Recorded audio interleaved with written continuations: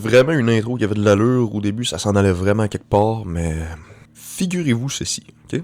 Vous êtes en train de marcher dans un désert depuis des semaines, sans la moindre goutte d'eau pour vous abreuver, sans la moindre personne pour vous accompagner, pour soulager les voix dans votre tête. Et vous devenez un petit peu fou à force de marcher, à force d'errer comme ça sans but. Vous avez oublié quelque peu c'était quoi le but de votre pèlerinage.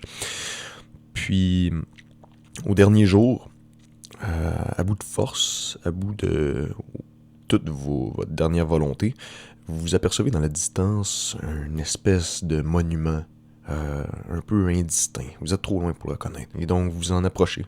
Et à mesure que vous vous approchez, vous vous rendez compte qu'il s'agit en fait d'une obélisque de marbre qui reflète les rayons dorés du soleil dans la distance et vous éblouit, oui, par la lumière, mais aussi par sa beauté. C'est gravé par les mains d'un au moins un maître, peut-être tout de même une légion de virtuoses. Et vous vous approchez, vous voyez que à son tour est sculpté dans le marbre un escalier qui monte tout autour, en colimaçon, tout autour de l'obélisque, jusqu'à son sommet. Le sommet, vous pouvez pas voir qu'est-ce qui s'y trouve parce que il est tellement haut, il se perd presque dans la distance des cieux. Et vous apercevez qu'il y a un bas-relief qui figure sur tout le pourtour du monument, dans une langue que vous connaissez, mais étrangement, vous êtes incapable de le déchiffrer parce que vous êtes simplement trop fatigué. Votre esprit n'est pas là. Vous n'êtes pas dans un état mental pour le faire. Et vous vous agenouillez devant ce monument parce que vous pouvez simplement contempler sa beauté, mais vous ne pouvez pas l'apprécier dans toute sa splendeur. Et donc, vous êtes quelque peu ému de tout cela. Vous savez qu'il va falloir un jour que vous embarquiez sur cet escalier et que vous atteigniez le sommet, mais pas aujourd'hui. Pas aujourd'hui parce que vous ne saisisseriez pas le sens de votre ascension. Et donc, vous décidez de simplement laisser le monument derrière, y revenir un jour, continuer votre chemin dans la direction que vous aviez entreprise, et éventuellement, vous finissez par trouver une petite oasis, bien banale, mais qui est quand même essentielle à votre pèlerinage, parce que sans elle, eh bien, simplement, vous dessécheriez, vous n'aboutiriez pas. Et donc, vous continuez votre chemin avec un peu plus d'espoir, parce que vous voyez les signes de la civilisation, les signes de la vie. Peut-être quelqu'un, vous rencontrez une caravane ou un village qui vous indiquera le chemin du retour vers cet obélisque, où vous pourrez, en temps voulu, en temps adéquat, apprécier tout son art. Donc ça, c'était un peu l'état d'esprit dans lequel j'étais quand j'ai découvert les jardins statuaires. Je l'avais découvert comme ça au hasard dans une librairie du coin quand j'étais aux études, puis comme toute bonne chose, complètement par hasard. Et donc j'ai décidé de m'installer, de le lire sur mon lit au ras du sol de petit étudiant qui savait pas où il s'en allait dans la vie. Puis j'ai lu simplement la première page. Puis déjà là, c'est la première fois que ça m'avait fait ça, la première et seule fois dans toute ma vie où j'ai juste pris un pas de recul mental. Et je me suis dit, ok, non, c'est comme, c'est trop, je le sais, qu'est-ce qui s'en vient, c'est trop grand, c'est une œuvre qui est plus grande que moi, je peux pas juste lire ça en pleine période d'examen pendant une session de chimie analytique, comme ça ne serait pas lui faire honneur. Et donc, à la place, j'ai choisi de lire Royal, par Jean-Philippe Bergera. Mais c'est pas de ce livre-là qu'on va parler aujourd'hui. Non, c'est bien des jardins statuaires. Pourquoi est-ce que je dis ça? Parce que Royal, en vrai, ça m'a été comme une espèce de... Ça m'a pas sauvé la vie, voyons donc, mais ça m'a aidé à comme passer au travers de ma vie d'étudiant, de cope un petit peu avec la pression des cours et des examens, tous ces trucs-là. Parce que c'est exactement de ça que ça parle. C'est un livre à la deuxième personne, donc, dont tu es le héros. Et c'est ça. C'est très facile de s'identifier au personnage principal, surtout quand on est étudiant, donc ça m'avait comme remis sur mes boussoles, ça m'avait remis sur le droit chemin. Pray Jesus. Puis c'est ça. Comme ça, j'ai pu passer mon année scolaire, puis une fois qu'arriva l'été, eh bien, j'ai pu enfin lire le vrai chef-d'œuvre des Jardins statuaires par Jacques Abeille. Mais qu'est-ce que c'est exactement les Jardins statuaires? Eh bien, c'est un livre, évidemment, rédigé par Jacques Abeille, qui a eu beaucoup de difficultés à se faire connaître, qui est vraiment une tragédie parce que c'est un chef-d'œuvre incontestable de la fantaisie moderne, disons, ouais, la fantaisie moderne, disons. Donc, initialement, il avait été publié en 82, mais on voulu le publier bien avant cela. Mais il y a eu beaucoup d'imprévus, il y a eu beaucoup d'avaries sur le chemin vers la publication pour Jacques Abeille, donc des manuscrits qui se sont perdus, le premier stock de livres qui a été brûlé après la première publication, donc qui a coupé beaucoup l'herbe sous le pied pour sa lancée commerciale pour se faire connaître. Et ensuite de ça, il a été republié en 2010 et puis une autre fois, je pense, en 2019 ou 2016. Et donc, c'est un livre de fantasy, bien évidemment, où un explorateur découvre un monde fantaisiste où on fait pousser des statues dans le sol au lieu des plantes. Donc là, ok, où c'est que je vous embarque là avec tout ça? Hein? Où est-ce que je vous embarque avec tout ça? Eh bien, là, le but de la vidéo ici, c'est de comprendre comment est-ce que Jacques Abeille écrit un livre. Ok, parce que j'ai lu ce livre-là, je le répète, c'est un chef-d'œuvre, et il m'a marqué, oui, par l'univers qui représente, l'univers qui nous présente, et aussi par la prose qu'il utilise, l'art dans le livre, mais c'est aussi dans tout le travail de maître qui se trouve dans le world building, donc dans la création de ce monde-là, mais aussi dans le procédé d'explication au lecteur. Donc, tout le voyage auquel prend part le personnage principal et le lecteur est expliqué d'une façon à, oui, dépayser, mais à ne jamais égarer la compréhension, l'esprit du lecteur dans ce livre-là. Et donc, c'est ça. On va analyser ça un petit peu. À la base, je voulais faire une petite version comme cachère, là, inoffensive, où je vous explique un peu qu'est-ce qui est cool là-dedans, mais sans spoiler, mais c'est comme, ça rend pas hommage à l'analyse. Fait que je vais faire un petit deal avec vous autres. La première partie de la vidéo, ça va être la petite version cachère, là, où comme, si vous voulez le lire, vous allez pouvoir le lire avant de vous faire spoiler. Puis après ça, je vais faire un gros avertissement de spoiler, gros aileron, zone d'aileron. Où ce que là, vous allez comme savoir, là, c'est votre cue. OK, en allez-vous de la vidéo, puis allez lire le livre si vous voulez pas être spoilé. Puis après ça, là, je vous rentre dans les détails plus détaillés. Mais on le sait bien que de toute façon, vous allez juste rester là pour regarder la vidéo. Hein. De toute façon, c'est comme... faudrait pas couper le loop de dopamine de 40 minutes ou plus. Donc, c'est ça. Fait commençons par le commencement. OK, Les Jardins statuaires, comme je l'ai dit, c'est un livre où on présente un nouvel univers. C'est un livre de world building. Il y a plusieurs prétextes, on va dire, pour raconter une histoire dans la littérature. Donc, on a des livres de philosophie, un peu comme Philip K. Dick avec Les androïdes rêvent-ils de moutons électriques, 1984 même. On a aussi des livres de world building, comme celui-ci et Tolkien. On a des livres qui parlent plus de psychologie, donc plus axés sur les personnages, comme The Crimson Petal and the White par Michel Faber, ou City, à la limite, de Alessandro Barrico. Je fais juste nommer des livres qu'il y a dans ma bibliothèque d'honneur, mais c'est quand même des exemples valables. Donc, il y a tout le temps un prétexte, pour une bonne histoire du moins. C'est une erreur que les gens font beaucoup. Oui, donc le but principal d'une histoire, c'est de raconter une histoire, on est d'accord. Mais si c'est le seul but, il manque de substance et de profondeur à votre livre à ce moment-là. Donc, c'est pour ça que les grands classiques, les grands classiques, oui, mais les livres cultes aussi, parce que tout livre culte n'est pas un classique, ont chacun un prétexte. Donc, ils veulent exprimer une idée, ils veulent pas passer un message nécessairement, mais explorer des questions qui préoccupent leur auteur. Et donc, ici, la question, c'est... c'est pas une question, en vrai, c'est plutôt...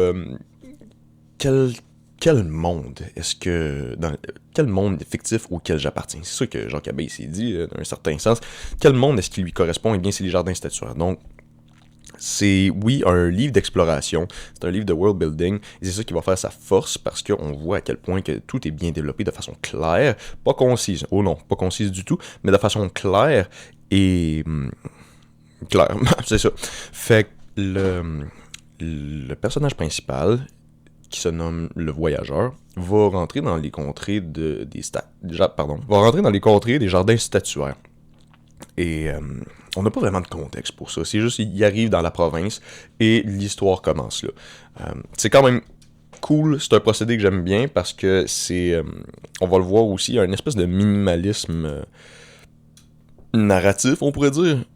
Minimalisme narratif chez Jacques Abeille, où ce qui s'en tient seulement aux détails essentiels. Puis ça fait quand même un livre de 520 pages, donc il y a beaucoup d'éléments essentiels, mais on n'a pas besoin de contexte pour savoir pourquoi est-ce qu'il est là. Il fait juste arriver là, puis il se rend compte que il est dans un monde où la société est divisée par petits domaines, où ce que il y a des jardiniers qui vivent dans ces domaines-là, des jardiniers ainsi que leurs femmes et leurs enfants. Les rôles sont très bien divisés et il faut pousser des statues dans la terre, comme par magie presque. Et ils s'occupent pas de sculpter la statue elle-même. Ils vont pas sculpter à la façon de Léonard de Vinci ou whatever, de vraiment sculpter dans le marbre. La statue sort déjà formée elle-même depuis le sol. Eux, ils vont s'occuper d'en prendre soin, d'éliminer les excroissances qui pourraient apparaître comme des doigts en trop, un nez au mauvais endroit sur le visage, je sais pas, une deuxième tête, des trucs de même. Donc eux autres, ils servent un peu comme d'armature pour bien guider la croissance de leur statue. Et ils font ça par tradition, principalement, mais aussi comme activité économique, parce qu'ils vont vendre ces statues-là au marché de la capitale de la province.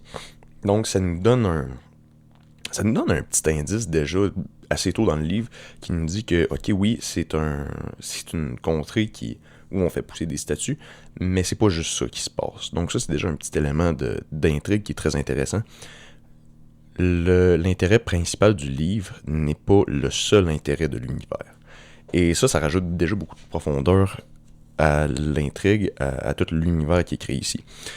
Puis, ce qui fait autant la force du livre, comme je l'ai dit, c'est le world building, mais il se passe un procédé quand même très, très fascinant dans tout cela, c'est qu'on va raconter l'histoire par force. Donc, il y a une première partie où ce que ça se trouve à être l'explication, l'exposition de l'univers.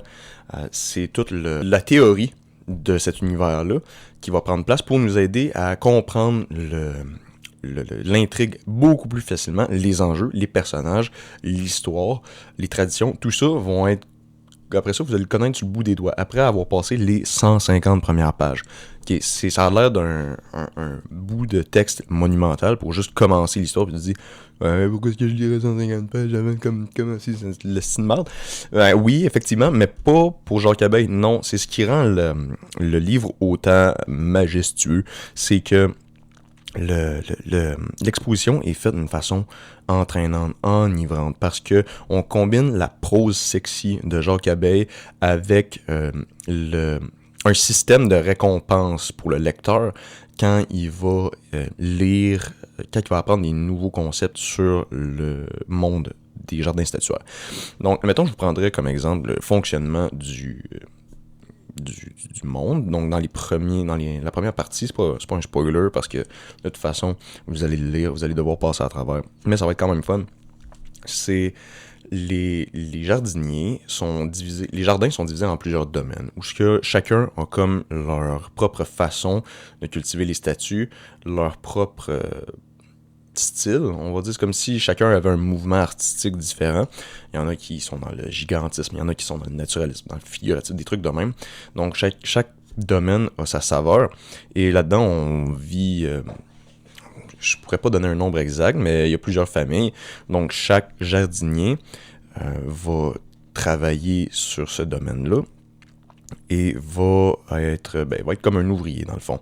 Et il va avoir une femme qui, elle, va être dans une partie complètement différente du domaine, et ne verra pas du tout le lieu de travail des hommes. Donc tous les hommes vivent ensemble, toutes les femmes vivent ensemble pendant la journée. Les femmes vont être des artistes, elles vont tenir la maison, elles vont élever les enfants, et vont calquer leur style artistique sur ce qu'elles connaissent des traditions de leur propre domaine. Donc, elles vont avoir des histoires racontées par la tradition orale et écrite aussi, si je me souviens bien, et qui va les inspirer pour leur style artistique. Et donc, c'est comme une espèce de jeu de téléphone ou téléphone arabe où ce que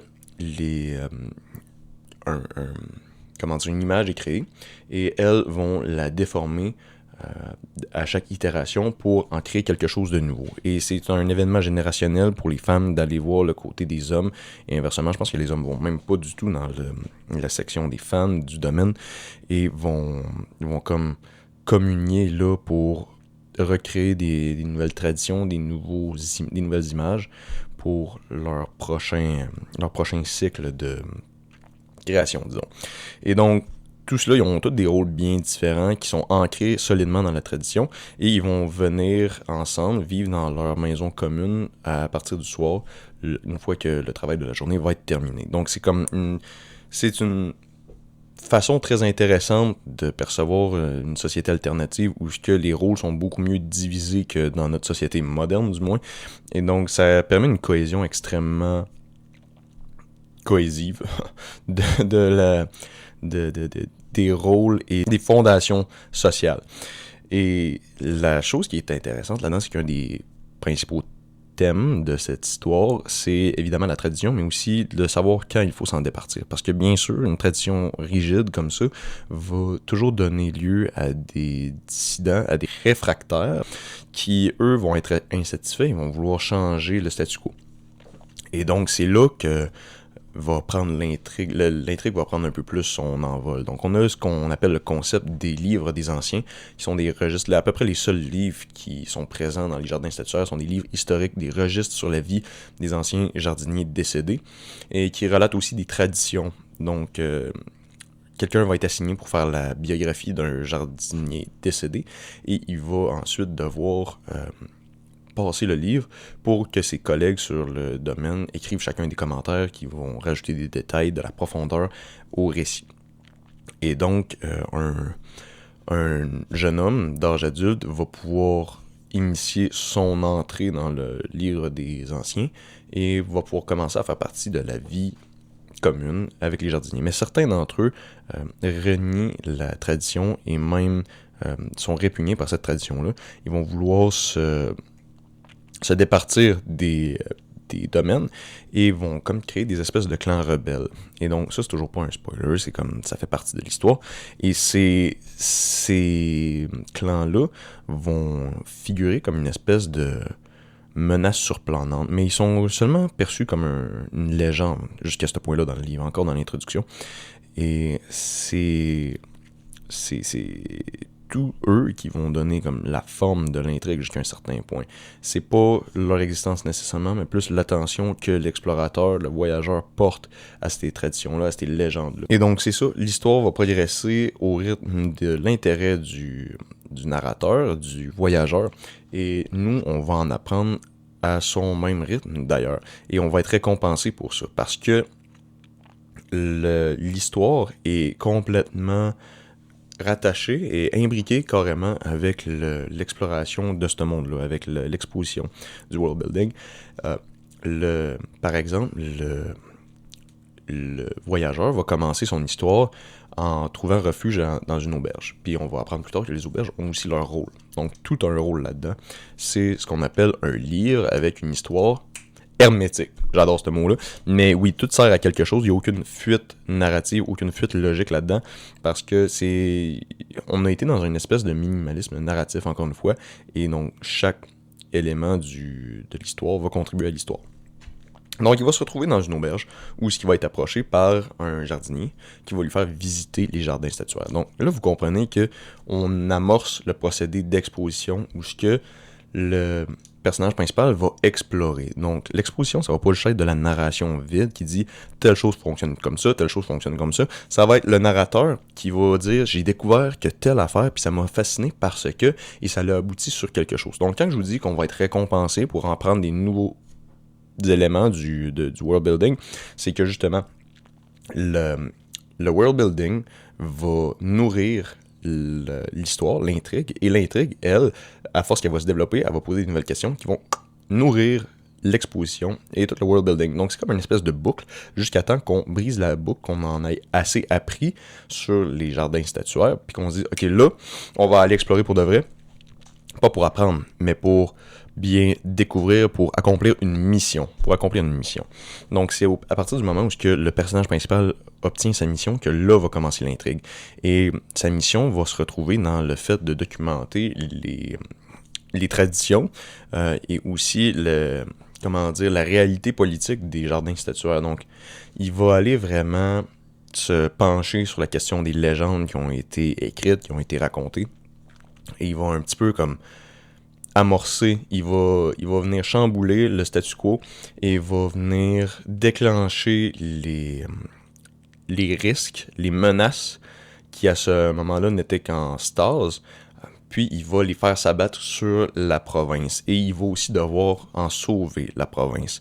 Donc c'est vraiment une belle intrigue, c'est une progression narrative qui est quand même poétique parce que il va condamner les jardins statuaires, mais il va aussi devoir les sauver. Donc il va créer un problème, puis il va devoir réparer ses erreurs. Donc c'est très fascinant, puis ça fait de lui un héros noble et aussi faible, qui n'est pas parfait. Ça fait un héros imparfait, mais très noble, ce qui fait juste rajouter du mérite au personnage.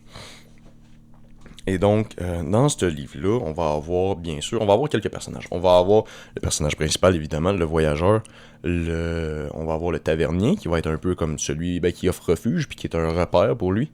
On va avoir le guide, qui est un guide. Il va nous permettre, ça va être le véhicule pour l'exposition de toute l'histoire. On va avoir une intrigue amoureuse, donc on va avoir un intérêt amoureux pour le personnage. On va avoir un ou deux antagonistes qui vont opposer une résistance à la quête du personnage, qui vont aussi être un peu ambigus parce qu'ils peuvent se présenter parfois comme des alliés, ils peuvent donner un avantage au personnage principal, mais seulement au prix d'en retirer eux-mêmes un avantage. Et on va avoir des mentors ainsi que des objectifs, des cibles à protéger, des victimes qui doivent être sauvées.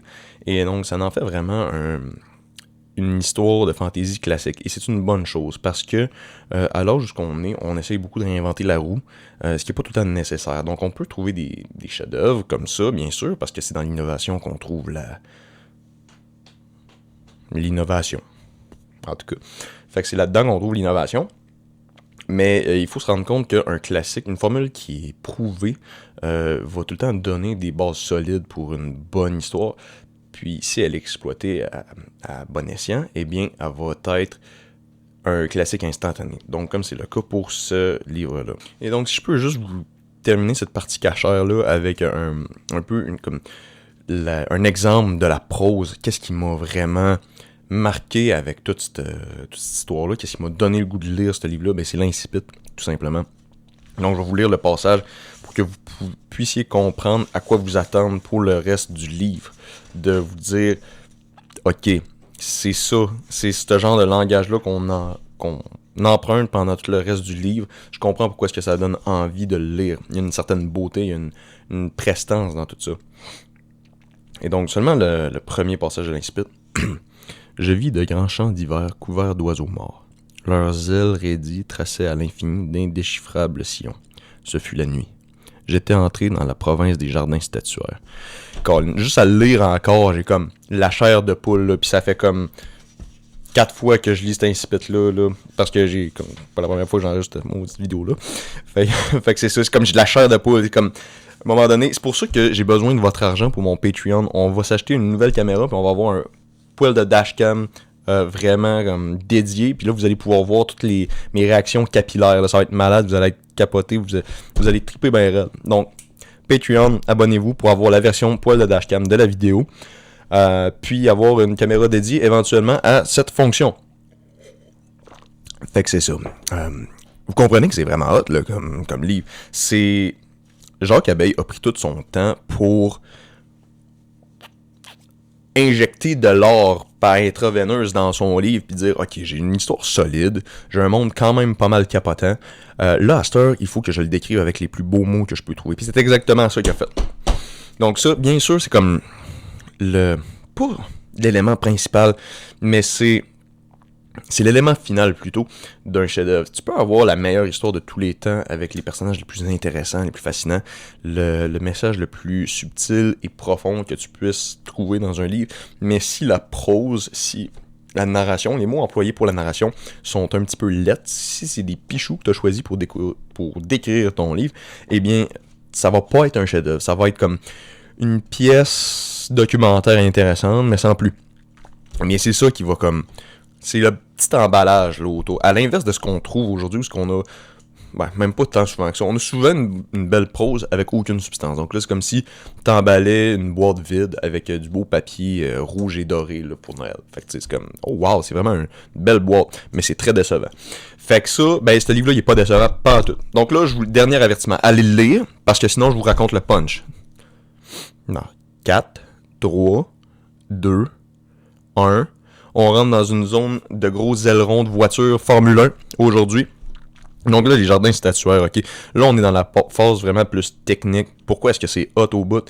Qu'est-ce qui se passe dans ce livre-là? Ok, donc, comme je l'ai raconté, on commence les 150 premières pages dans un espèce de délire d'exposition où ce que le personnage principal va rencontrer le tavernier. Lui, c'est comme, n'est-ce pas un rival, mais c'est comme une espèce de figure autoritaire qui va lui dire, ben, c'est comme ça que ça marche ici, puis ferme donc ta gueule. Puis il va être comme un peu son chumé, mais en même temps, il va être comme colérique, puis il va être froid, il va être bizarre un peu. Il va avoir le guide qui, lui, va donner comme l'exposition à toute l'histoire. Puis là, à force que le personnage principal va s'intéresser au jardin statuaire, il va plus se rendre compte que, oui, il y a des coutumes, il y a beaucoup de drames, il y a beaucoup de légendes qui se sont formées autour de ça. Et donc, ce qu'il percevait au début, dans les, disons, 50, 70 premières pages, comme quelque chose, un univers presque parfait, on va se rendre compte que ça l'est pas du tout. Ça l'est pas du tout parfait, puis il y a beaucoup de tragédies, il y a des injustices qui sont faites. Ceux qui transgressent la tradition, eh bien, ils sont sauvagement chassés de leur domaine et ils sont laissés dans les rues où ce que d'autres revues de la société vont pouvoir prendre avantage d'eux et d'elles surtout. Donc il y a une grosse partie du drame qui se trouve à être avec les filles disgraciées, soit les enfants de femmes non mariées ou les jeunes femmes qui ne sont pas mariables. Donc, à qui on ne trouve pas de partenaire. Donc, oui, c'est surtout des mariages arrangés qui sont dans cet univers-là. Et donc, elles vont beaucoup se retrouver dans les limbes de la prostitution, où ce qu'elles vont devenir les proies des taverniers. Donc, ce sont comme la guilde des taverniers est comme une espèce de guilde de proxénétisme. Par chance, celui du personnage principal. Gros spoiler en passant, c'est comme si quelque chose ça prend tard dans le livre. Mais le tavernier du personnage principal, bien sûr, n'en fait pas partie pour des raisons personnelles qu'on va explorer plus tard. Et donc, il n'en fait pas partie. Il en tire pas avantage, il fait le minimum possible. Et donc, à force qu'il va explorer ça, il va rencontrer les doyens des domaines qui, eux autres, vont expliquer plus les traditions, puis pourquoi, qu'est-ce qui se passe avec ces légendes-là.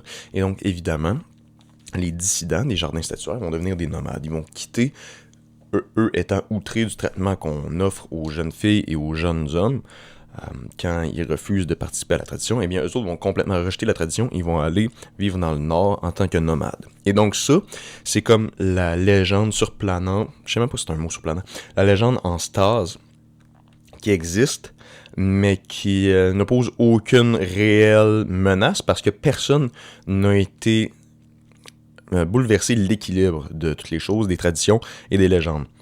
Et donc, c'est ce que le personnage principal va faire. Il va se dire, ok, mais je trouve un enjeu là-dedans. Fait qu'il faut que j'aille découvrir, il faut que j'aille faire ma différence dans le monde.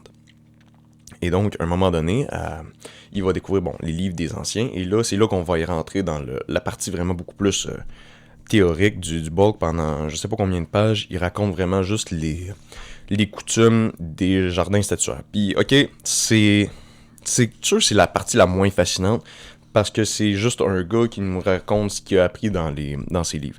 Mais au moins la prose est suffisamment belle, suffisamment riche pour nous tenir quand même accrochés. Moi-même, je perds facilement mon attention quand on fait juste me parler de théorie sans arrêt, je pense comme tout le monde. Un excellent exemple pour l'instant, c'est 20 milieux sous les mers de Jacques Abel, je veux dire, de Jules Verne, que je suis en train de lire présentement, puis comme l'histoire est intéressante, c'est une histoire d'exploration, mais Jules, man, c'est comme, c'est chiant. À un moment donné, il arrive dans le Nautilus, il dit, oh, il y avait une armoire remplie de coquillages et de mollusques, puis là, il fait comme tout est nommé pendant 1 page et demie, c'est comme, ok, dog, c'est comme... On voit que t'es passionné, c'est vraiment cool, c'est très sexy, je suis sûr que les femmes adorent ça, mais genre embraye, là, parce que c'est comme... Le zoophyte, ça me dit rien, là. Fait que tu sais, on voit qu'il y en a qui sont plus talentueux que d'autres pour rendre leur exposition intéressante. Bon, là, c'est sûr que j'ai pas comme d'exemple concret à vous donner, fait qu'il va falloir que vous me croyez sur parole, mais croyez-moi. Puis là, c'est ça, où c'est que je m'en allais avec ça? Fait que là, c'est ça. Dans le fond, il va rentrer dans ces traditions-là.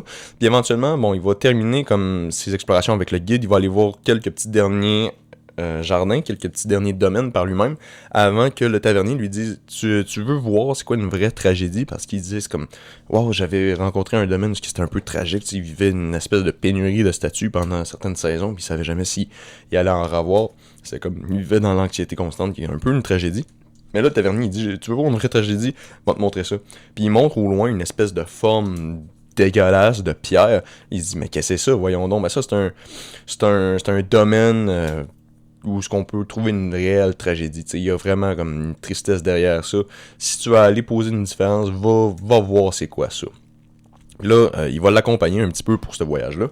Mais il va pas rentrer dans le domaine. Puis on va apprendre là-dedans que, bien évidemment, c'est le domaine, l'ancien domaine du tavernier, que lui-même a renié parce que c'était en train de s'écrouler à ce moment-là.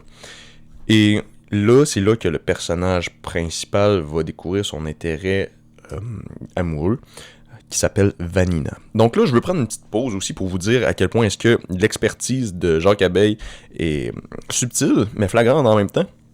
C'est que là, on comprend que l'histoire, là, ok, je vous ai quand même assez bien raconté, expliqué les jardiniers pour que vous, quand je vous dis un jardinier, oh, c'est ça, telle affaire. Fait que je l'évoque pour vous, c'est pas juste un gars avec une truelle et une pelle dans un potager, là, c'est comme, il y a un plus grand enjeu avec ça. Donc, je vous dis, dans le contexte de ce livre-là, un jardinier, c'est quoi? Vous allez le comprendre tout de suite. Eh bien, c'est parce qu'il fait beaucoup de place à la narration, comment dire, à l'intrigue, en simplifiant des concepts, en les expliquant de façon exhaustive pour ensuite de ça les rendre plus compacts.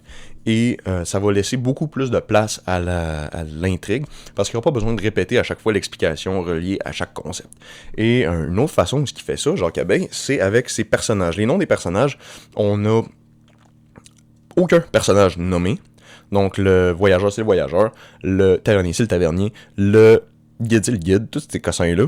Puis, à part pour deux, on a Vanina, qui est effectivement l'intérêt amoureux du voyageur. Donc ça a beaucoup de sens, ok? Parce que Vanina, l'intérêt amoureux, elle, c'est un peu l'objectif du personnage.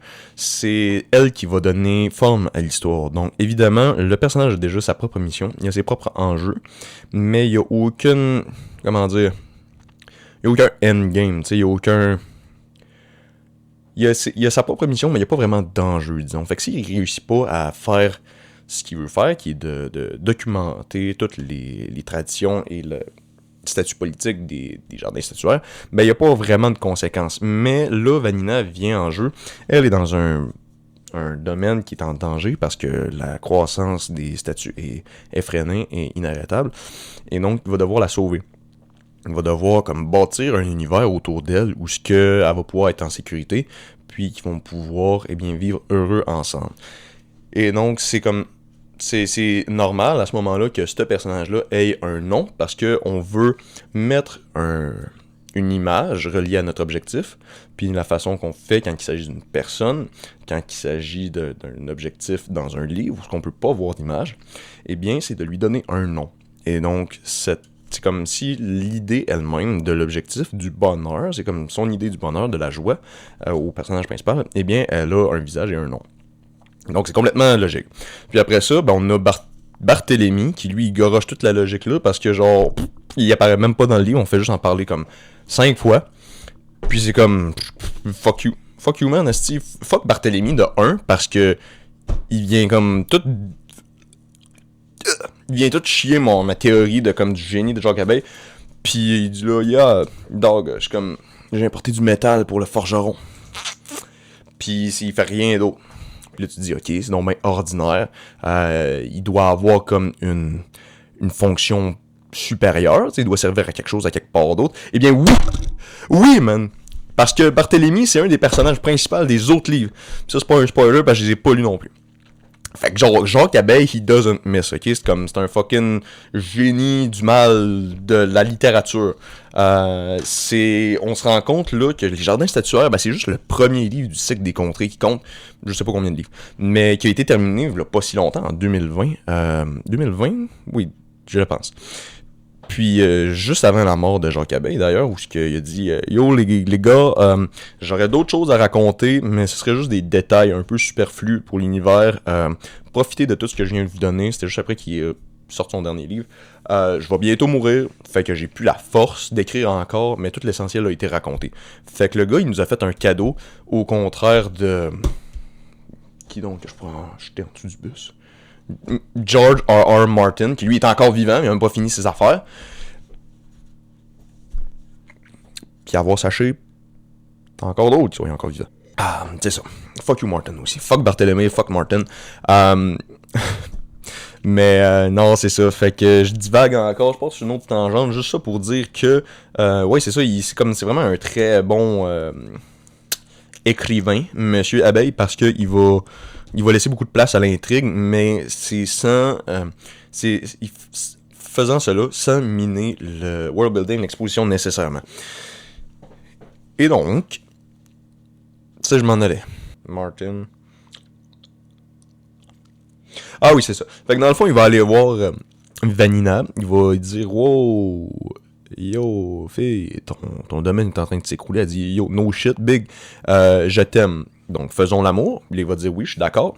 Puis après ça, il va se rendre compte que ben, le tavernier, c'est son frère aîné. Ouais, elle a 2 frères, me semble. Ben, elle en avait. Il y en a un qui est mort. C'est son frère aîné. Puis le guide, qui est comme le bro chill, on l'aime tous parce que c'est comme le meilleur ami du personnage principal. Le guide, ben lui, c'était son mari promis. Puis il est arrivé là pendant que le domaine était encore en décrépitude. Ça fait des années qu'il est de même. Fait que elle puis le seul autre survivant du domaine sont quand même forts, qui est le père de Vanina, sont quand même forts. Ils ont quand même réussi à tenir le domaine semi-vivable pendant tout ce temps-là. Lui a vu que le domaine était déjà en décrépitude, il restait juste la famille de Vanina. Puis il a dit, mais genre, faut que tu t'en ailles de là.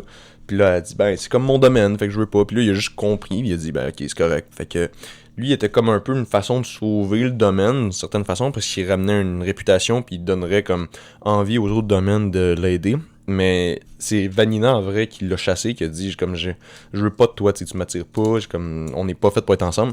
Puis lui a pris le blâme un petit peu. Fait que encore, le gars, gros OG, MVP de tout le livre, le guide, il a sacrifié sa réputation auprès, ben, pas tant grave, auprès de 3 personnes, mais quand même, il a sacrifié sa réputation pour juste faire honneur à sa promise, qui a dû abandonner d'ailleurs. Fait que gros blue ball. Mais Blue Ball qui en valait la peine parce qu'il a donné au sens tout le reste de l'histoire, parce que c'est le personnage principal qui va avoir la fille. Holy shit. Donc là, il va quitter cette place-là, il va dire « Je vais revenir pour toi, bébé ». Puis là, il va aller s'intéresser à la légende des nomades, ok? Donc là, la légende des nomades, c'est un peu comme... Il y a un grand chef, gros chef bandit, qui va être dans le nord, qui va comme... Comment dire...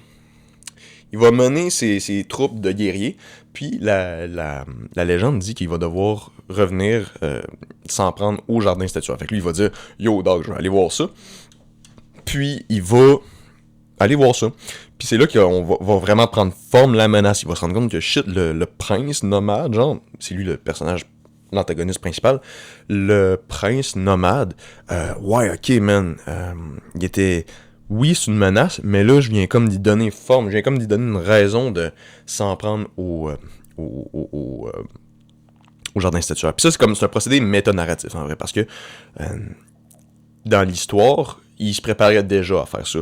Mais d'un point de vue symbolique, puis même plus comme juste littéraire, l'événement n'aurait pas eu lieu parce que sans l'intervention du personnage principal, parce que elle serait demeurée comme dans l'arrière-plan. Puis c'est juste le fait de le mettre sous la lumière du projecteur du lecteur et du narrateur, que là, va comme se déclencher l'intrigue.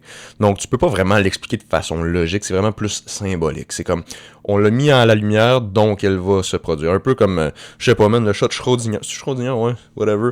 Il est mort, puis il est vivant à la fois, puis là, c'est comme quand tu ouvres la petite porte de l'armoire, ben oh, il est mort pour de vrai. Même genre d'affaire. C'est comme le fait d'observer le résultat va le déterminer. Donc, c'est ce qui s'est passé. Ouais.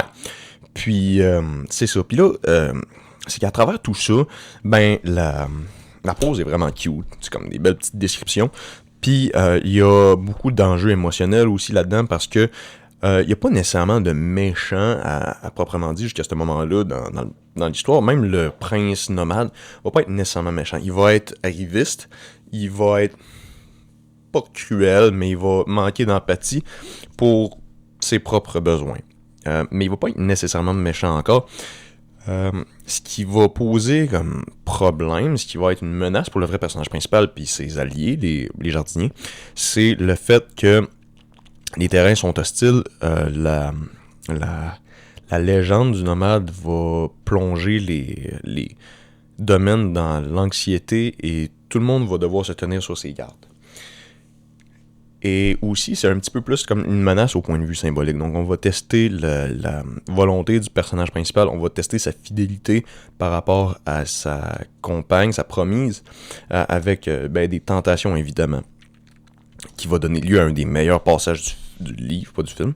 C'est cool d'avoir un film de ça, mais du livre. Puis, c'est ça. Puis donc, en revenant, il va maintenir sa promesse, puis il va venir chercher Vanina hors de son domaine, puis il va la sauver. Il va essayer de créer un environnement pour elle. Puis là, c'est là où on s'amorce dans la troisième et dernière partie du livre, disons. C'est vraiment la confrontation avec le mal. Donc là, on va en avoir appris sur les taverniers et la guilde des proxénètes, on va dire. Puis une fois qu'il revient à la taverne, c'est comme si le fait qu'il ait été voir le prince, ça avait déclenché cette espèce de guerre-là des nomades sur les jardiniers, mais aussi une espèce de... comment dire... un espèce de système autoritaire de la guilde des taverniers sur le reste des domaines. Donc là, les domaines ont perdu beaucoup de leur pouvoir parce que leur tradition s'est émoussée. Il y a eu trop de réfractaires, il y a eu trop de dissidents. Puis là, ils ont perdu comme leur statut de maître de la province. Donc là, c'est une des trois factions, les taverniers, qui vont avoir pris le contrôle et qui vont comme... comment dire... qui vont mettre une espèce d'atmosphère de débauche autour de jardins statuaires. Et donc, le personnage principal va revenir à la taverne pour voir que là, il est rendu peuplé. Il y a des prostituées qui s'y promènent et qui offrent leur service. Et lui, il va comme devoir protéger Vanina de ça. Mais il va aussi rencontrer une petite fille, la fille d'une prostituée, qui bien évidemment va être vouée au même sort qu'elle. Et il va vouloir la protéger. Donc là, il faut que je vous donne un peu plus de contexte, dans le sens que il existe aussi un autre personnage, le gardien, qui est vraiment comme une espèce de personnage comme mystérieux, prophétique, où il va intervenir dans les rites des jardiniers. Donc certaines statues vont pouvoir contracter une espèce de gangrène de la pierre, des maladies, où ils vont comme s'effriter, se désagréger, puis les jardiniers vont devoir l'apporter au gardien, qui est un personnage unique sur le grand plateau, sur le plateau d'une montagne. Les autres vont faire des rites funéraires pour la statue.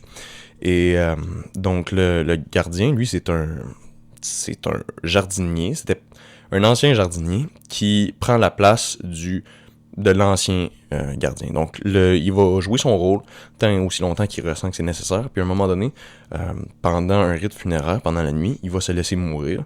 Et un des jardiniers du groupe qui a fait l'intervention, qui a demandé ses services, va devoir prendre sa place. Donc de façon instinctive, de façon silencieuse, il n'y a aucun débat qui est fait pour savoir qui le fait. Celui qui ressent l'appel va prendre sa place.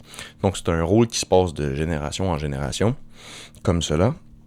Et le gardien va avoir le pouvoir de gracier les filles déshonorées, disons, de leur domaine, à l'aide de des masques, des petites statuettes, à l'aide d'un certain totem, disons. Okay?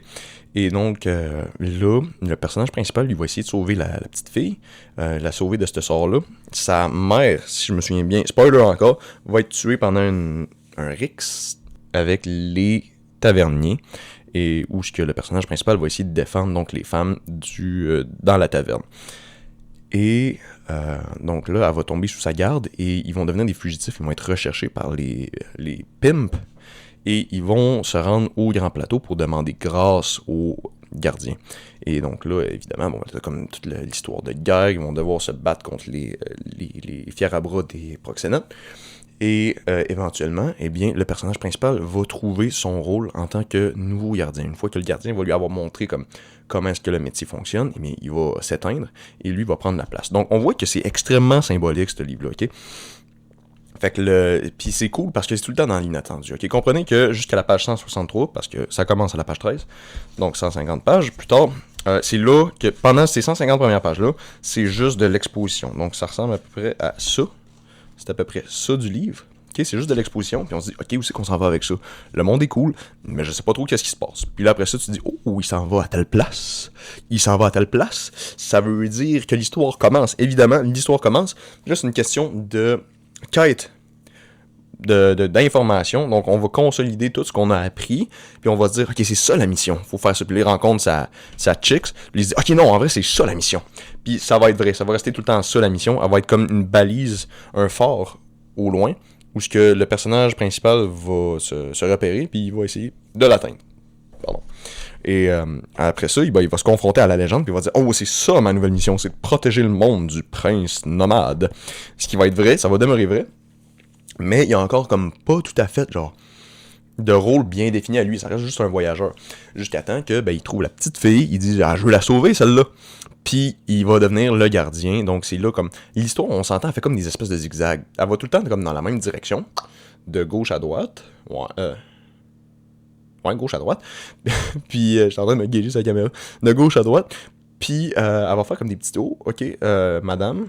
Oh, le prince nomade. Oh, le gardien. Fait qu'on va aller tout le temps dans un vecteur comme bien défini, mais avec des espèces de petites ondulations. Puis ça, ce qui va la rendre intéressante, c'est qu'il y a tout le temps un élément d'imprévu qui va venir dévier un peu l'histoire. Et donc, bon, c'est comme ça.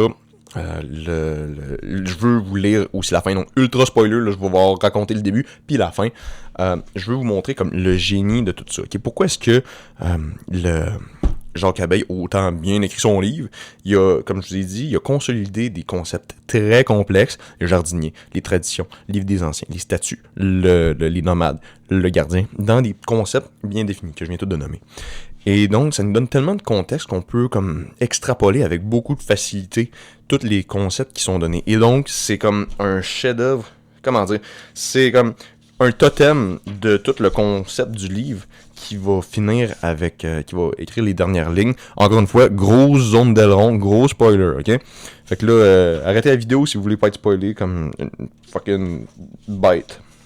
Donc là, le contexte, c'est qu'il va avoir besoin de faire une statuette pour gracier sa propre petite fille. Et il va aller voir, encore une fois, les nomades. Pour cela, il va faire un ultime pèlerinage pour aller chercher le métal. Parce que c'est eux autres les seuls détenteurs de métal présentement. Et il va donc aller revoir le prince. Il va lui dire, il va lui dire genre... Le prince va dire au voyageur, je le sais pourquoi est-ce que tu es ici. Il est trop tard, on a utilisé tout le métal pour faire les armes pour la guerre de conquête sur la province. Mais pour honorer ton courage et tes bonnes valeurs, parce qu'il va, à ce moment-là, il le connaît quand même assez bien, je vais te faire cette promesse-ci, je vais épargner toutes les petites filles de la province. Je ne leur ferai aucun mal. Et donc, le reste qui est tellement évocateur, l'épilogue complète qui se tient en une phrase, 3 lignes, va comme suit. Le reste manque. Le conquérant n'avait pas promis d'épargner les livres. Fait que qu'est-ce qu'on... Oh my god, encore le chair de poule. Dashcam, poil de dashcam. Qu'est-ce qu'on fucking comprend là-dedans? C'est que de 1, la guerre de conquête s'est passée. Le conquérant a gagné. Il a détruit les jardins statuaires. Il a épargné les filles. Pourquoi? Parce qu'on parle encore de promesses. Donc, il a tenu sa promesse, mais il n'a jamais promis d'épargner les livres. Là, qu'est-ce que ça veut dire? Mais les livres, dans ce contexte-ci, c'est comme tous des livres d'histoire. Donc là, c'est un peu comme si la mission du personnage principal, la mission initiale, était ruinée, avait échoué, parce que il n'y a plus vraiment moyen... Ben, elle a échoué, oui puis non, parce qu'on a encore ce livre-là, qui est comme son carnet de voyage, disons. Mais elle a échoué parce que l'histoire des jardins statuaires est perdue. Mais c'est pas tant grave parce que sa mission ultime, sa mission personnelle, qui est plus grande parce qu'elle affecte les vies humaines, ben elle a été réussie parce que sa femme est saine et sauve et sa fille est saine et sauve aussi. Et donc, c'est 3 lignes qui sont extrêmement puissantes. Puis je peux juste m'imaginer que Jacques Abeille a passé tellement d'heures à réfléchir à quelle ligne encapsulerait parfaitement la fin. La fin, mais aussi toute l'histoire au complet. Puis il a réussi à le faire. C'est pour ça que c'est un chef-d'œuvre. Un chef-d'œuvre incontestable. Donc là, on va aller vraiment dans la partie gros nerd sale de l'analyse. Ça va être une analyse beaucoup plus technique. Qu'est-ce qui fait que le livre est hot de même. Donc là, j'ai pris des petites notes de lecture pendant et après que je lisais le livre. Et donc, on va parler de structure narrative. On va parler aussi de prose. On va parler un petit peu de personnages. Puis on va parler de structure grammaticale ou lexicale. Grammaticale. Donc, commençons par la structure de l'histoire. Donc, évidemment, il y a 3 parties. Le début, milieu, fin. Non, mais pour de vrai, je vais vous expliquer comme le début de l'histoire. Donc, c'est la phase d'exposition. Donc, au début, complètement, de l'exploration des jardins statuaires avec le guide. Donc, oui, je veux vous expliquer pourquoi est-ce que la façon de raconter est puissante dans le non-dit, beaucoup. Donc, comme vous avez pu le déduire vous-même, il y a beaucoup de non-dits dans ce livre-là. Il n'y a pas de personnage nommé à part Vanina. Il n'y a pas de... Il y a ben des affaires qu'il n'y a pas. Il n'y a pas de contexte pour l'arrivée du personnage principal. Mais justement, ici, on nous donne pas des informations, mais on donne des descriptions. Donc ça, c'est un conseil qui est très répandu chez les novices en écriture. C'est show, don't tell. Donc montre, ne dis pas. Qui est bon, mais qui est pas bon aussi. C'est bon pour les novices, mais pour des techniques plus avancées, il y a des nuances. Mais justement, donc dans le premier paragraphe du livre, il va raconter un petit peu comme le contexte où ce qui se trouve, puis on va comprendre que c'est dans un monde plus ou moins moyen-âgeux. Les gens se promènent avec des carrioles en bois, des roues en bois plein, on s'éclaire avec des lanternes à l'huile, des trucs de même. Donc, tu sais, on dit, ok, on a un contexte quand même bien, c'est comme bien expliqué, mais on nous dit pas, vous êtes à l'an de Jésus-Christ. Puis c'est très bien, parce que tu prends pas le lecteur pour un imbécile à ce moment-là. Chose très importante, de donner du crédit à ton lecteur, de le récompenser pour le lire. Et donc, c'est ça. Ça, c'est comme le premier élément de la prose, de la structure du livre aussi. Ensuite de ça, on passe dans une phase de lecture du livre des anciens. Donc, bulk d'exposition, c'est là où on va vraiment avoir toute la partie théorique, comme je vous avais expliqué. Ensuite, on va avoir l'exploration avec le guide, donc le premier ami du personnage principal, des coutumes relatives aux femmes. Donc là, on s'était intéressé aux hommes, là, on va s'intéresser aux coutumes des femmes. Ensuite de ça, c'est l'exploration des domaines en solo. Puis là, ça va donner Donc, en solo, c'est juste le personnage principal, sans le guide. Ça va faire embrayer l'histoire, vraiment l'intrigue, parce qu'on n'est plus dans la phase d'exposition, à la page 164. Je me souviens bien. Ouais. Donc, là, on fait le départ pour le domaine malade, où il va rencontrer Vanina, son amoureuse. Ensuite, il va avoir le chemin vers les steppes, donc le pays des nomades. Puis, on va avoir l'intervention de la cavalière. C'est qui la cavalière? C'est la perturbation de l'intrigue amoureuse que j'avais nommée plus tôt. Donc, elle va prendre intérêt à lui en premier temps parce qu'elle va penser que c'est une menace pour son domaine. Les jardins statuaires du Nord, eux autres étant plus proches des nomades, vont s'arranger, vont pas faire vraiment la culture des légumes et de l'agriculture, disons. Les femmes vont s'occuper de chasser pour ramener la nourriture aux hommes puis de la préparer après ça. Mais ils ont comme décidé aussi de leur donner un entraînement pour se défendre parce que évidemment ils sont proches des steppes des nomades. Et donc les femmes vont avoir quelques capacités de combat parce que sans ça, eh bien elles se font abuser, elles se font tuer par les nomades. Donc évidemment, les jardiniers du Nord veulent protéger leurs femmes. Et donc elle va comme intervenir pour essayer de tuer le personnage principal, puis elle va s'attacher à lui et elles vont comme tester sa fidélité envers Vanina. Donc là, après ça, on a la rencontre des nomades, où on a confrontation à la légende, qui va être comme un lien externe, on va dire qu'il va transcender la chronologie pour, après ça, comment dire, faire un setup pour un payoff beaucoup plus tard. Donc ça, c'est quelque chose, c'est une technique d'écriture qui est très appréciée pour le lecteur, par le lecteur plutôt, c'est comme de semer des graines d'intrigue qui vont pousser plus tard. Donc toute bonne histoire ça, jusqu'à un certain point. Après ça, ça va être le retour à Vanina, du personnage principal, où il va risquer sa vie pour son amour. Il va la sauver de son domaine qui est en train de s'écrouler. Et après ça, retour à l'hôtel, donc à l'auberge, où tout a changé. Son mode de vie a également changé, donc au personnage principal. Donc c'est là où il va avoir l'intervention des taverniers, des pimps. Après ça, tu vas avoir la mort du guide. Gros spoiler encore, sorry. Plus rien ne le rattache au jardin de la contrée. Oui, donc c'est ça, le guide, donc lui, c'était un peu comme son point d'attache au personnage principal pour la contrée, pour la province des jardins statuaires, parce que c'est comme lui qui a montré toutes les bases. Puis là, une fois qu'il va décéder d'une maladie plus ou moins inconnue, là, le personnage principal va être comme libéré, il va plus avoir comme de guide, donc il va devoir créer lui-même sa propre histoire, ses propres enjeux. Et ensuite de ça, tu as l'altercation avec la guilde des hôteliers. Donc, ce que je disais, les pimps. Puis là, c'est là qu'on va embarquer dans le dénouement. Parce que ça va être l'exode vers le plateau pour sauver la petite fille qu'il a rencontrée. On va rencontrer des jardiniers qui se préparent à la guerre. Donc ça, c'est le payoff de ce que j'avais dit plus tôt, la rencontre des nomades. La guerre se prépare, les jardiniers sont au courant, donc ils se préparent à se défendre. Puis après ça, on a la rencontre du gardien, et ultimement son remplacement par le personnage principal, donc la passation du flambeau. Et demande de statuette, opération importante des hôteliers du Sud. Oui, donc c'est ça. Donc la statuette, quand une petite fille porte une statuette, elle ne peut pas être recrutée par les hôteliers comme prostituée. Donc c'est ça qui va aller faire sa mission ultime, c'est ça. Puis après ça, tu as le retour sur les steppes où la guerre se prépare pour le personnage principal, le retour pour le personnage principal. Et donc c'est là que toute l'histoire va être comme emballée, va être terminée. Il va avoir réussi sa mission dans le sens qu'il va avoir protégé la petite fille, mais ça va se faire par la violence parce que la guerre va survenir après et donc les hôteliers vont être morts, donc il n'y aura plus besoin de la protéger contre ça, puis ils auront épargné les petites filles. Donc là c'est comme la structure du texte. Donc c'est ça, comme je vous l'ai montré, c'était en 3 parties. Puis ensuite on va parler de la prose, qu'est-ce qui fait que le langage est si beau. Disons, ça va être plus la structure des phrases. Donc là, un des avantages de Jacques Abeille, c'est qu'il est extrêmement précis. Il n'y a rien d'ambigu dans ses descriptions, dans sa narration, mais ça a le désavantage d'être très exhaustif. Parfois, ça peut nuire un peu au pacing de l'histoire.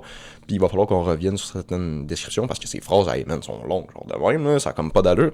Mais on peut y trouver un certain art parce que ça va être des descriptions amples qui vont encapsuler beaucoup d'images en même temps. Et donc là, je veux juste vous montrer un peu comme la structure de ces phrases, justement.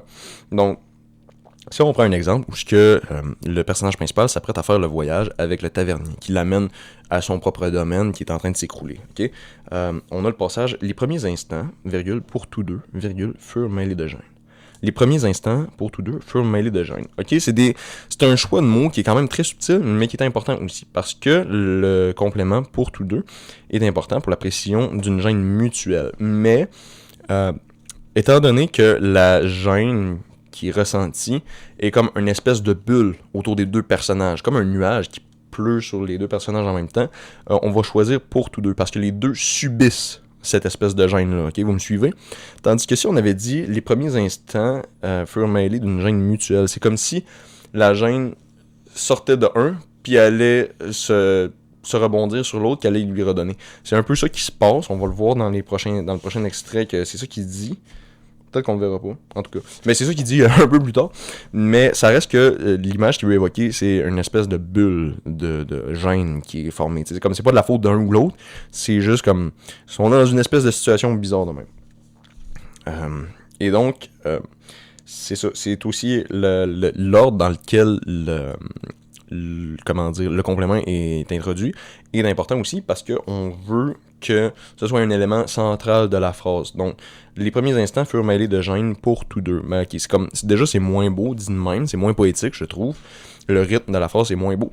Mais aussi, c'est comme si c'était un petit détail. Oh, on rajoute ça, by the way, c'était pour les deux. Mais là, en le mettant en plein milieu de la phrase, on se rend compte que c'est vital à la compréhension du message qui est exprimé.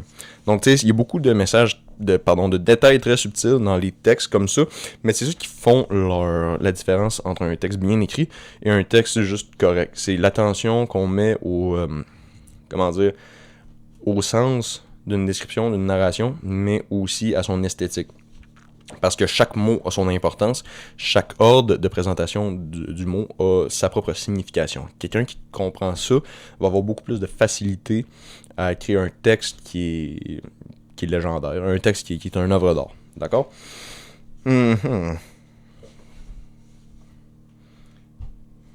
Là, si on passe à une explication un peu plus exhaustive, je vais vous la mettre à l'écran pour que vous ayez un bon visualisateur. On passe ici à une phrase en 4 parties, okay, qui va vous montrer comme la complexité de la prose de Jacques Abeille. Donc, je vais vous la lire. C'est une seule phrase, by the way. En ce qui me concerne, sachant mieux qui il était et connaissant désormais quels événements étaient cause d'un comportement auquel, en dépit de ses bizarreries, j'avais fini par m'accoutumer, il me semblait que je devais refaire sa connaissance. Donc là, il y a une phrase, quand même très gros. Puis c'est ça que je dis, hein, le livre est bourré de ça. Fait que si, comme ça vous étourdit, vous êtes vraiment incapable de lire ça, lisez pas le livre, c'est aussi simple que ça. Mais sinon, lisez-le, parce que ça vaut vraiment la peine. Et donc, qu'est-ce que je vais exprimer avec ça? Chaque partie de cette phrase-là a un élément essentiel, ok? Donc là, le contexte, c'est que le personnage principal, il rencontre le tavernier, il a appris des choses sur lui, il trouvait que le tavernier, il agissait de façon bizarre, des fois, mais il a fini par s'y accoutumer. Puis là, il doit comme le redécouvrir à cause des choses qu'il a appris sur lui. Donc là, c'est comme, j'ai traduit ça en français. Ok, mais je vais vous montrer comme chaque partie à quoi elle sert. Donc, en ce qui me concerne, ça c'est juste une introduction claire à son point de vue. Donc ça, on peut le mettre un petit peu. Sachant mieux qui il était et connaissant désormais quels événements étaient cause d'un comportement auquel. Donc ça, c'est en parlant du tavernier. Ça, c'est une préambule qui permet de comprendre l'explication qui va suivre. Donc, c'est comme, voici le contexte dans lequel je vais vous faire mon énoncé. Après ça, en dépit de ces bizarreries, c'est une clarification qui motive et donne son sens au préambule qui vient juste d'être faite. Donc, ça va le préciser un petit peu, puis ça va dire comme pourquoi est-ce qu'on donne le préambule. En dépit de ces bizarreries du comportement, j'avais fini par m'accoutumer. Donc là, il finit par s'accoutumer au comportement. Donc, complément du préambule. Donc là, on parle juste du comportement ici, qui est bizarre, mais qui a quand même réussi à s'y accoutumer en étant aidé, du fait qu'il a appris des nouveaux détails dessus. Fait que ça explique un petit peu qu'est-ce qui se passe. Puis là, le message, l'explication, comme le but, la phrase principale, il me semblait que je devais refaire sa connaissance. Donc, le tavernier. Donc là, la phrase aurait juste pu faire, il me semblait maintenant que je devais refaire la phrase principale, la phrase totale. Donc là, la phrase aurait juste pu être « Il me semblait que je devais refaire la connaissance de mon compagnon. » Mais ça manque beaucoup de contexte, ça manque beaucoup de détails, ok? Puis c'est pour ça que la phrase fait bien d'être aussi exhaustive, c'est que, oui, il faut qu'il refasse sa connaissance, mais on comprend pas trop pourquoi, c'est encore vague, puis il aurait fallu le deviner. Mais là, Jacques Abeille, il a dit « Non, fuck that, man. Je vais vous dire pourquoi, ok? » Fait que là, comme de fait, c'est qu'il a appris des nouveaux détails sur le tavernier, qui explique ses comportements bizarres auxquels il avait fini par s'accoutumer, ok? Mais là, ça vient le déstabiliser parce qu'il doit se réaccoutumer à un nouveau contexte pour les mêmes comportements. Donc là, ça vient un peu comme le chambouler. Il se dit, ok, c'est comme ça, il a compris ses traumas, puis il doit comme refaire son image du tavernier. Donc c'est une façon très experte d'avoir décrit l'état psychologique de quelqu'un qui est confronté à des nouveaux détails, à un nouveau contexte pour la cohabitation avec un de ses amis. Donc là, on comprend un peu mieux comme le génie.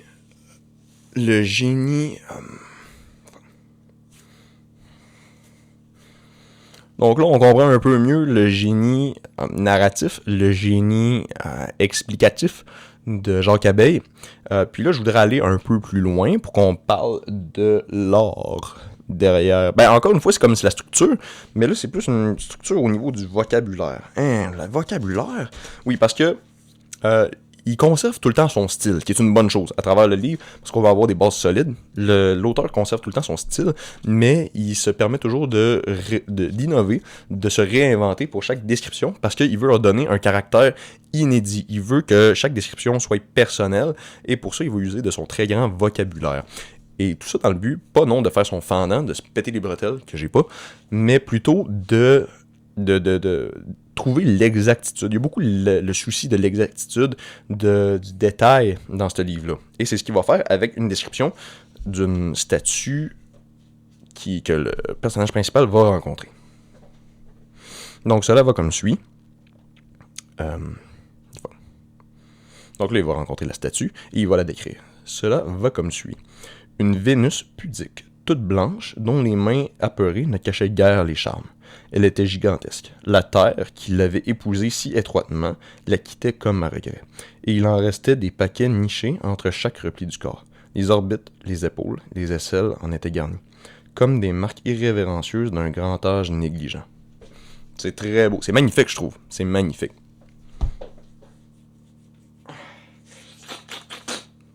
Mais...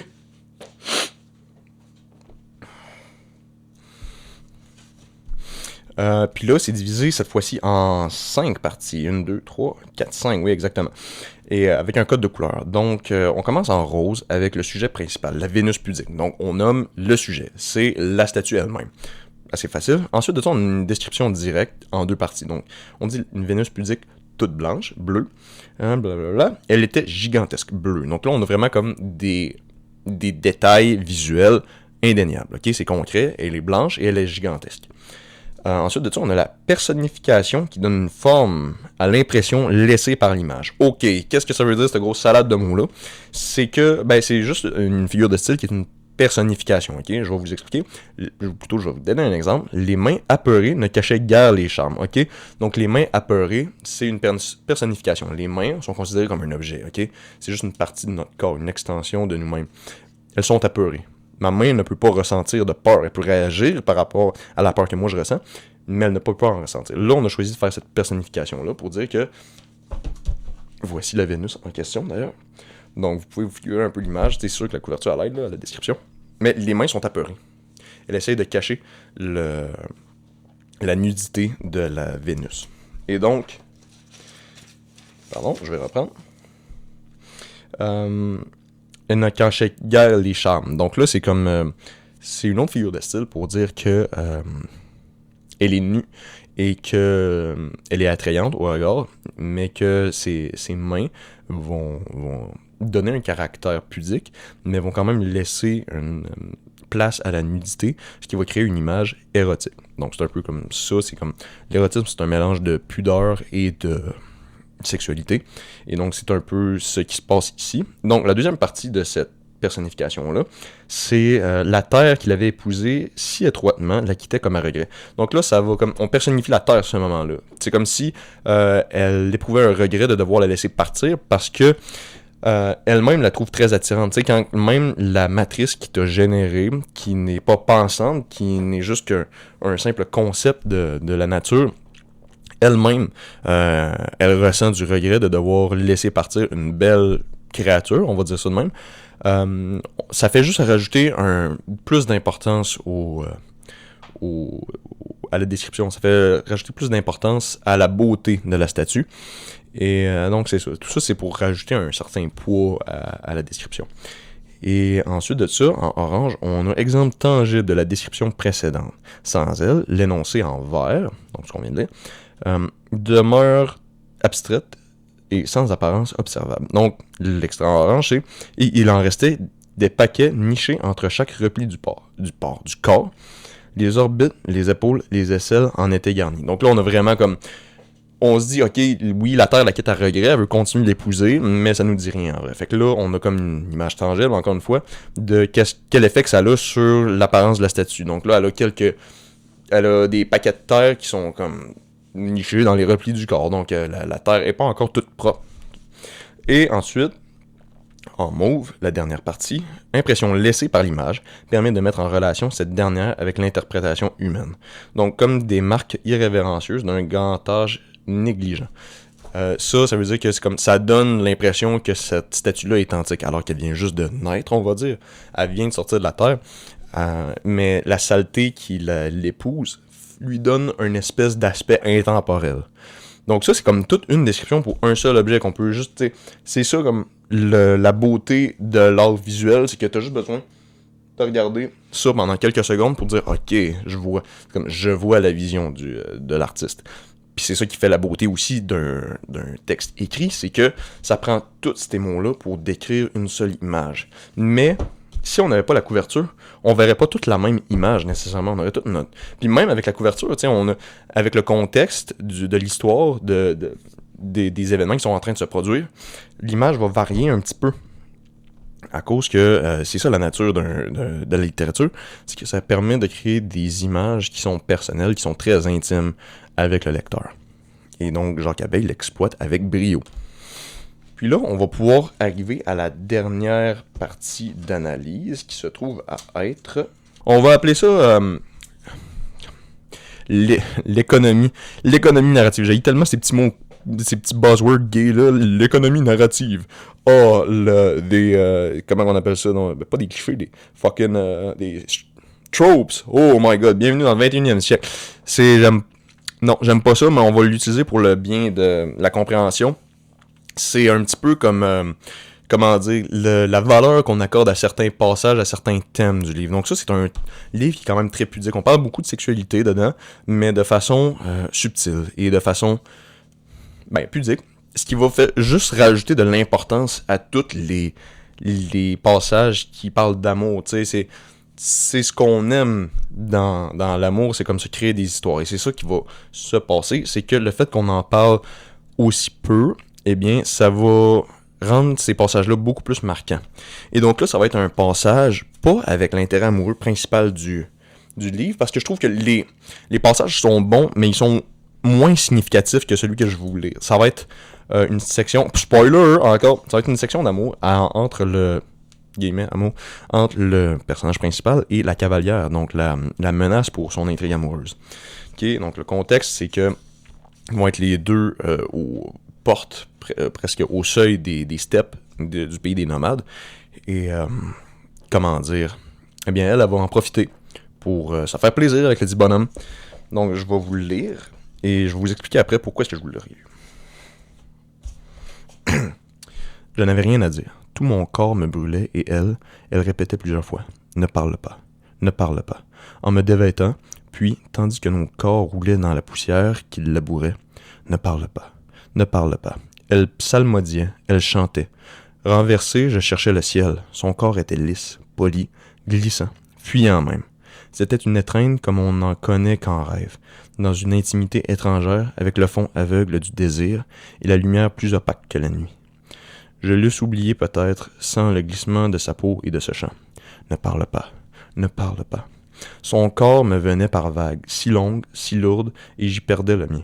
Mais si lentement que c'était comme une naissance où j'étais broyé. La houle tournait sous la tourmente oblique.